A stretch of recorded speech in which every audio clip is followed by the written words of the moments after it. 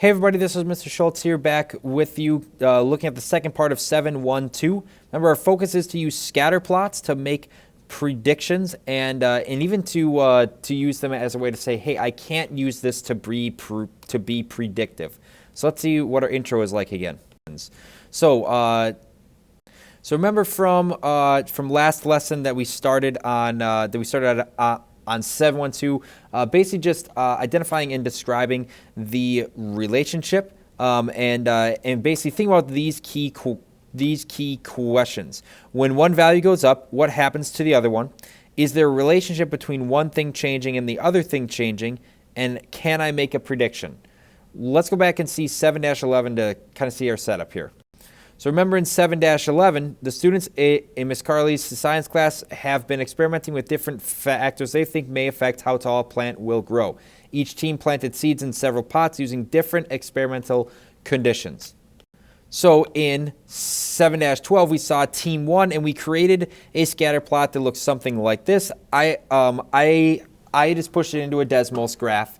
And so our Desmos graph looks something like this, where it's generally angling up, and we were saying, hey, the more fertilizer that you add, the taller that the plant grows during the 3-week time period.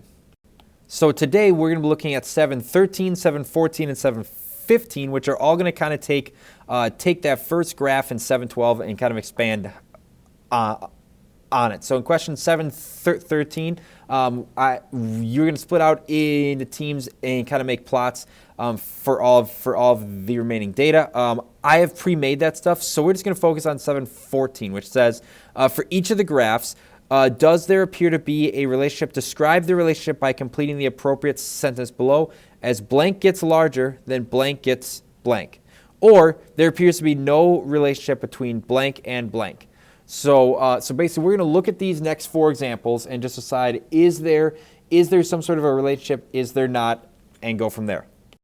So this is the data for Team 2, and this is in question 7.13, and theirs is based on, does the depth of the seed in each pot affect the plant height? So basically, there is the table of data there, and I created this graph here on the side that basically graphs all of that data that you see in the table. So looking at this, I feel like the first sentence here makes sense. As the seed gets deeper, then the plant height gets smaller. So I might say something like that. So here's my full sentence. As the seed gets planted deeper into the ground, the plant height becomes shorter. It seems like these green dots here are kind of falling off and getting shorter and shorter to a point of where if it gets planted deep enough, it just doesn't even grow. On the next slide, this is 7-13 again. This is Team 3, but we're answering the 7-14 question. And so on 7-13 Team 3, you have the table of data, and they're testing, does the number of seeds in each pot affect the height of the plant? So went and graphed this again in Desmos here, and we've got just kind of this big clump, just kind of all in between about 20 to 30 centimeters, and it's all kind of just clumped up there.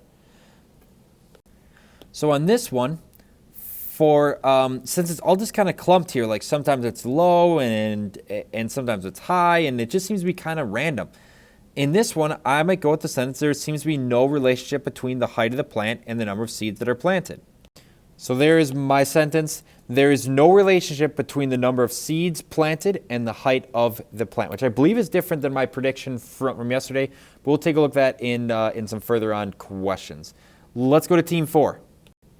So Team 4, they're testing, does the size of the pot affect the plant height? And then it's got all of this data here, which this is Team 4 under question 7.13. We're answering question 7.14 about this data. And so when I look at my graph, it looks, I mean, like you could make a case for a lot of different things here. You could maybe say this is maybe slanting up with a couple that are just kind of out there. You could maybe say this is slanting down with a couple that are out there. Maybe it's just a flat line, something like that. But I think that the strongest case is that there is no relationship. So let's see what that sentence looks like. So there is no relationship between the size of the pot and the height of the and the height of the plant. Just seems like it's just kind of going just a straight line across here, which kind of means that the pot height doesn't really impact it. Sometimes when it's a smaller pot, it's low, but sometimes when it's a big pot, it's low too. So just seems to vary. Okay, our very last one, this is Team 5 in question 7-13, and they're testing, does the number of hours of sunlight per day affect the plant height? So I have this chart here. We're answering question 7-14. I created the Desmos graph that I've dropped in on the right side here. And this one definitely looks like, again, that kind of angling up thing is happening there. So let's see what that sentence is. So in this one I said, as the number of hours of sunlight increase, the plant gets taller. So let's go ahead to the next question, 7-14. So the next question is based on a lot of vocab here. So 7-14b says the direction of association. In a scatter plot, if there appears to be no relationship between the variables, then the points in the scatter plot have no association.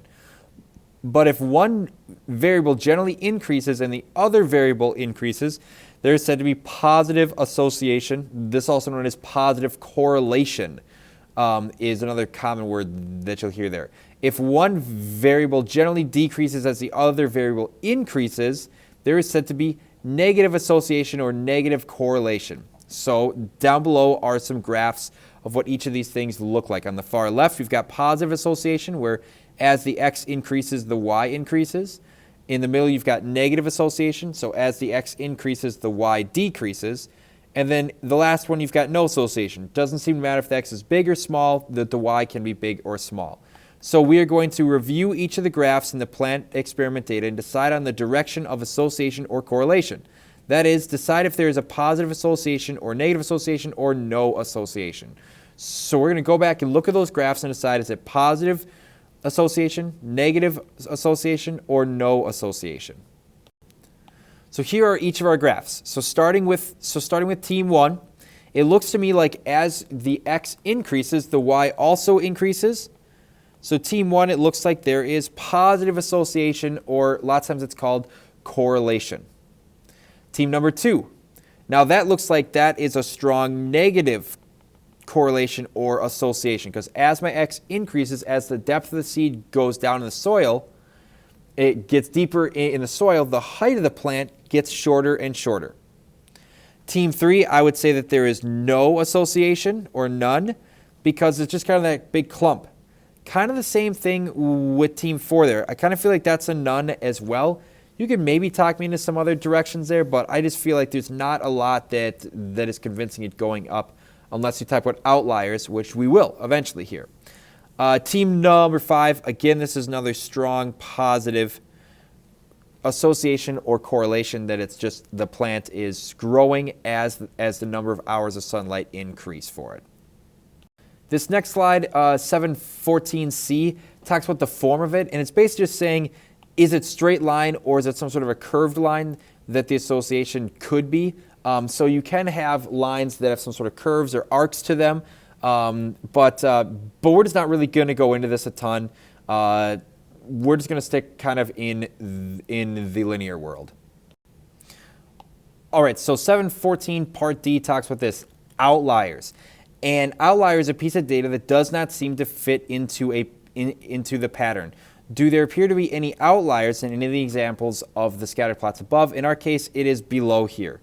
So here we've got our negative linear association, our negative non-linear, or our positive linear with clusters, just basically groups.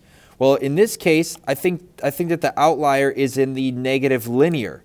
You've got this one piece of data in the bottom left corner there that just doesn't really match this kind of natural trend that is happening down there, and so just look out for outliers. They're basically pieces of data that stick out too far, and that just don't really seem to match what lots of other things do.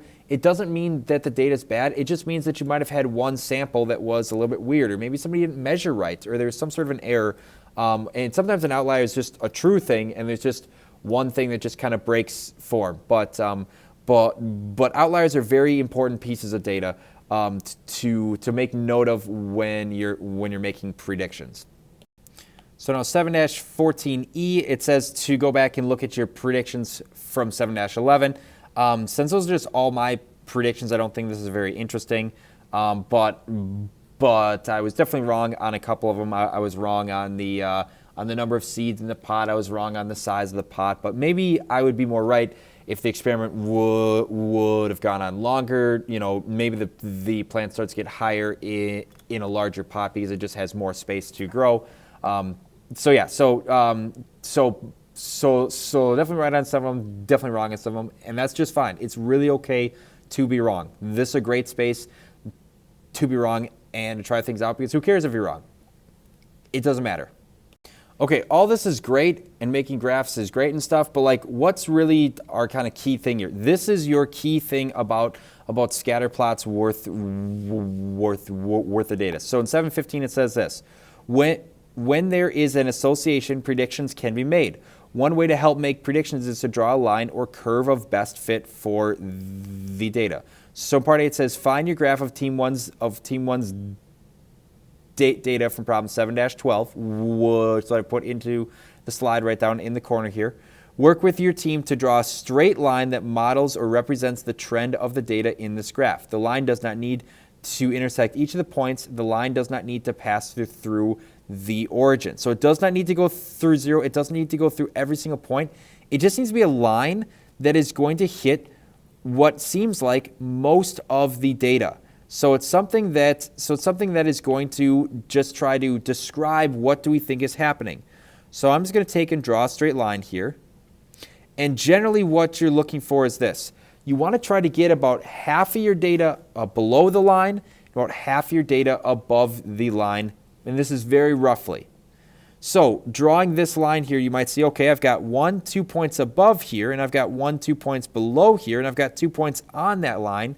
So this is a pretty good line of best fit.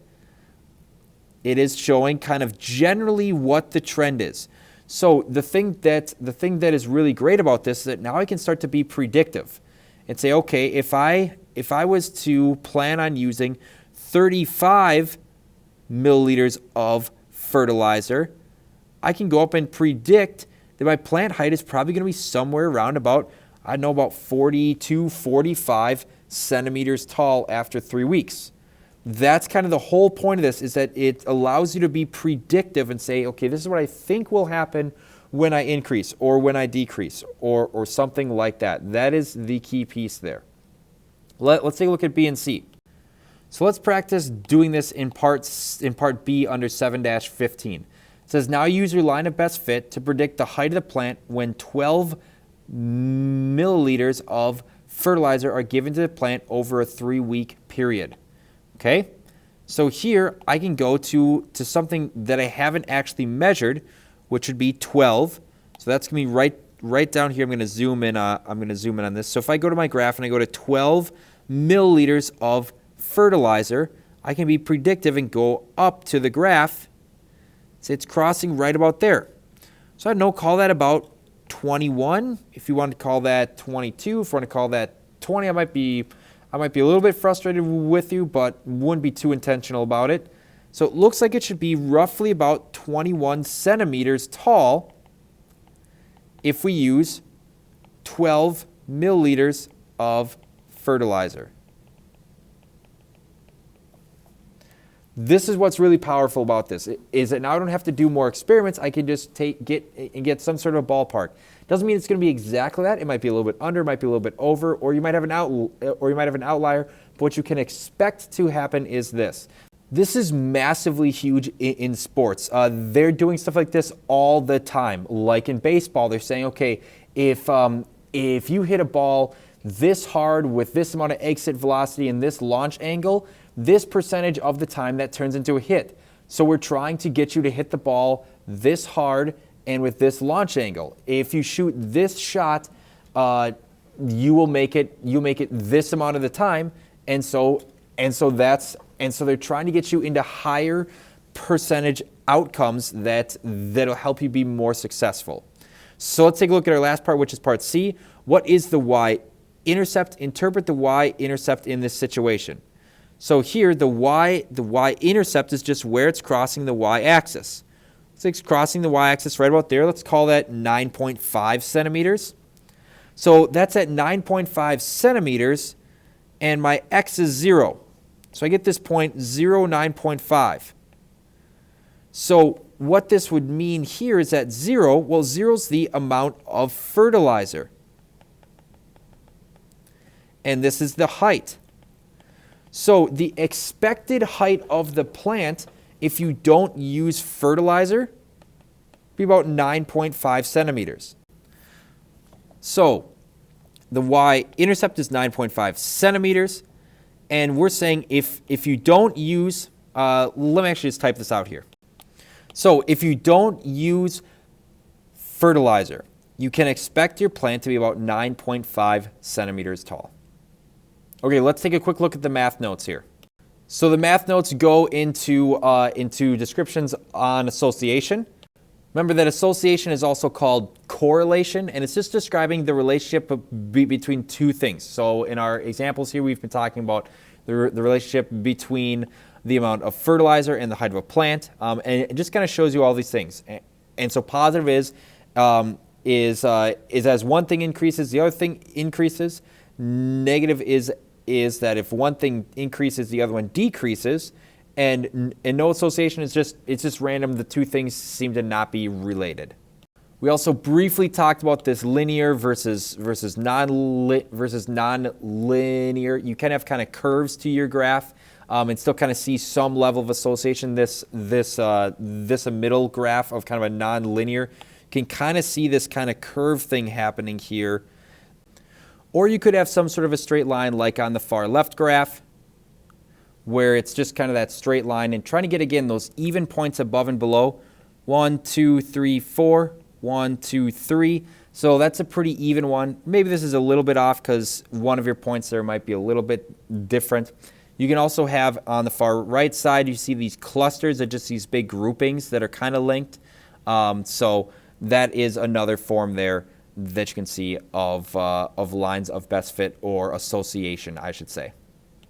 And that's it for today. You have a good rest of your day.